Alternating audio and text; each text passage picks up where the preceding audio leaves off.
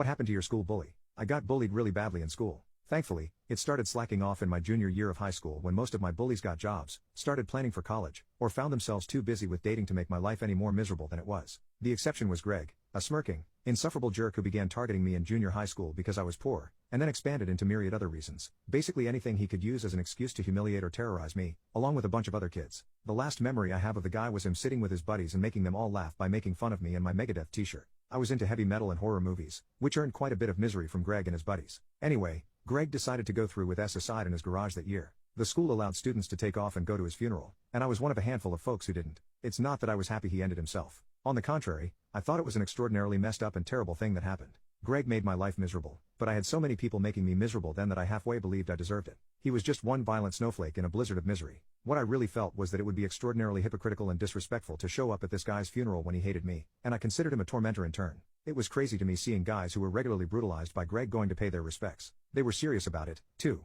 This wasn't just a chance to take off from school. I caught hell from some of these people for not showing up. They just couldn't understand why I thought I shouldn't attend the funeral of a person who despised me. Decades have passed now, and I still feel I did the right thing by not going. Greg's suicide was a tragedy and I feel deep sympathy for his parents and loved ones. Even now, no matter what Greg did to me, there were people who loved him, and the kind of wound any death leaves, especially a suicide, never really heals.